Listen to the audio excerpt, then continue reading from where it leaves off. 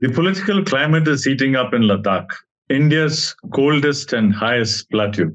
As we record this conversation today, there is no resolution in sight, and it's the 16th day of the 21-day fast by climate activist Sonam Wangchuk and his supporters from the Ladakh Apex Body and the Kargil Democratic Alliance. Now, what are they seeking? They seek the inclusion of Ladakh in the sixth schedule of the Constitution, which would, amongst other things, grant constitutional status to the Ladakh and Kargil autonomous councils, allowing them to impose taxes, make laws in areas such as village administration and forest management, while staving off industrial and mining giants in this ecologically sensitive region. Additionally, they seek separate parliamentary constituencies for the Buddhist-dominated Ladakh and the Shia-dominated Kargil. Now, it's true that the central government has offered to extend some special provisions to them along the lines of Article 371, but it is not in a mood to accept the sixth schedule demand. It bears recall that when the reorganization of Jammu Kashmir was announced on 5th August 2019, the decision was welcomed by both Ladakh and Kargil because they saw it as a stepping stone towards their long-cherished demand for statehood. I must mention here that in 1947, when the state merged with India, the official name of the state was Jammu Kashmir Ladakh Tibet.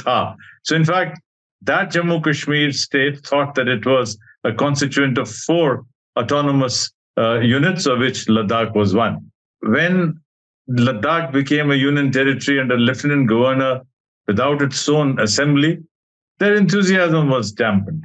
Their expectations received a fillip when the 119th meeting of the National Commission for Scheduled Tribes, which was held on 11th September 2019, it recommended that the UT of Ladakh should be brought within the ambit of the sixth schedule. The commission cited four reasons for this. First, democratic devolution of powers. Second, preservation and promotion of the region's distinct culture. Third, protection of agrarian rights, including rights over land. And last but not the least, to enhance transfer of funds for the speedy development of Ladakh, in which the local stakeholders would have a major say. However, when this was not being accepted, Wangchuk, as well as his associates in the LAB and the KDA, which I mentioned earlier stands for the Leh Apex Body and the Kargil Democratic Alliance, they have been rallying together. And the first major protest was in January and February 2023, with Wangchuk then beginning another climate fast last June.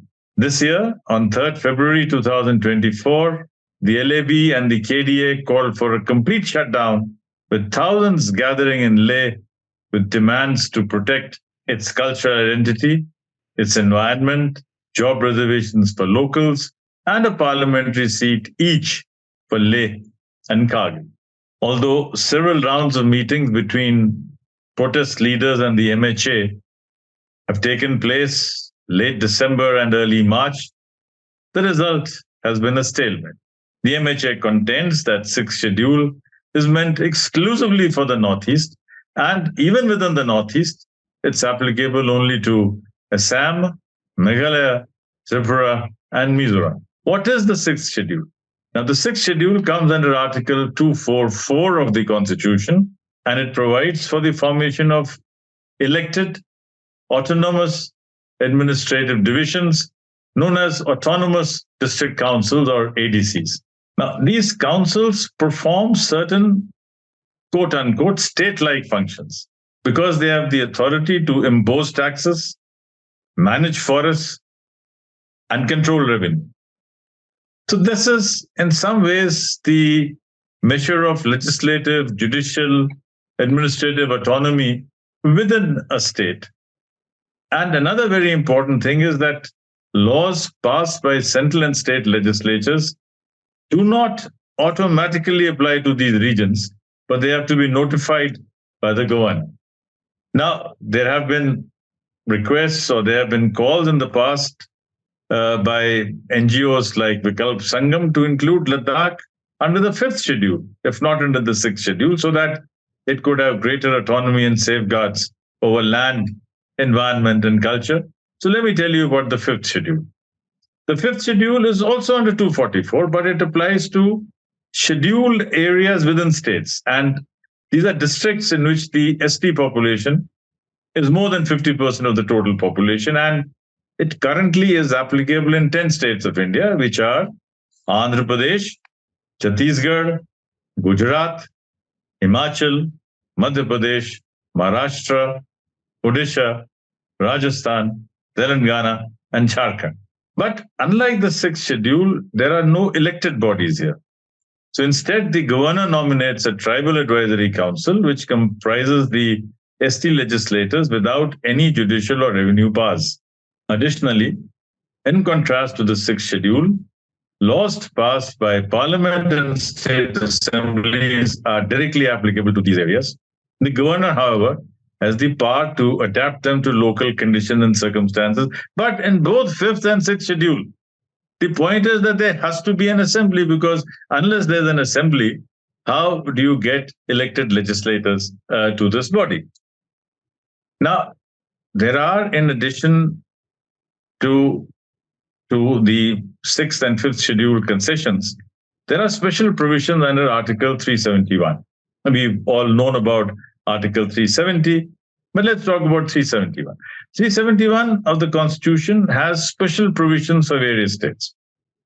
Its origin lies in provisions for Vidarbha and Marathwada, now in Maharashtra, and for Saurashtra and Kutch, which are now in Gujarat.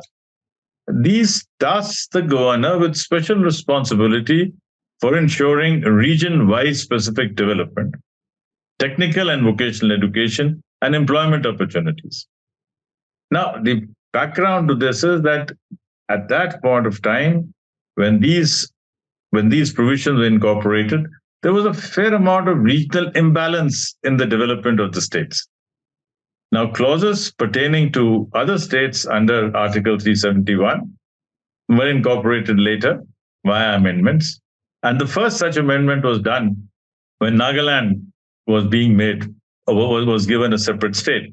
And this 371A was introduced following a 16-point agreement between the central government and the Naga People's Convention in 1960. And this had been facilitated by the then Deputy Commissioner of Mokokchung, Major Bob Khating, who later on became the Chief Secretary of Nagaland and also became our ambassador to Burma, which is now Myanmar. And it was this 371A which had led to the creation of the state of Nagaland in 1963. Now, as per this clause, Parliament cannot legislate on matters relating to religion, religious or social practices of the Nagas, Naga customary law and ownership, without the concurrence of the State Assembly. Similarly, under Article 371G for Mizoram, Parliament will not legislate on matters unless there is the concurrence of the State Assembly. 371B applies to Assam, 371C to Manipur, and they empower the President to constitute a committee within the State Legislative Assembly consisting of tribal representatives and any other member as the governor may specify. 371B and C also provide for the governor to make an annual or an on-request report to the president on the administration of the state's hill areas.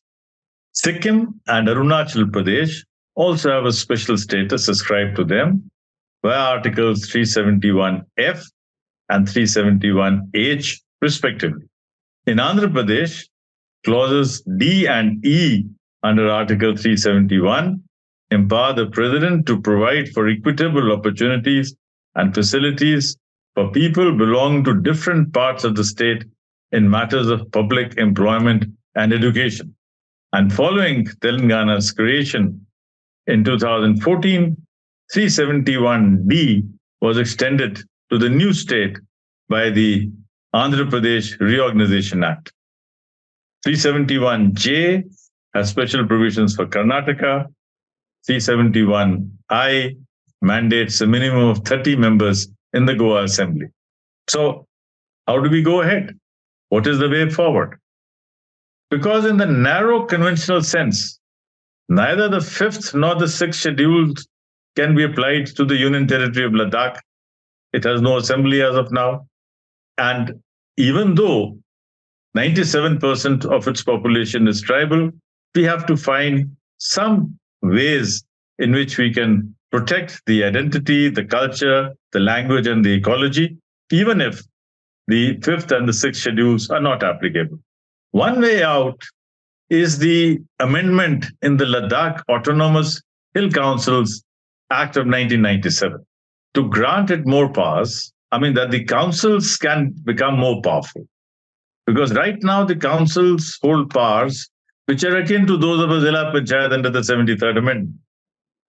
Now, the amendment of the Ladakh Autonomous Hill Development Councils Act of 1997, we could look at the GTA Act, that is the Gorkhaland Territorial Administration Act, along with provision in 371 with respect to safeguarding land rights, as well as institutional arrangements for examining environmentally sensitive projects relating to tourism, infrastructure, and mining. Now, this is a possible solution to the current impasse that we have.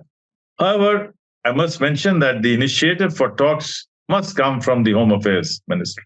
Sonam Wangchuk and his colleagues are following a Gandhian way of making their point in the freezing temperatures of Ladakh.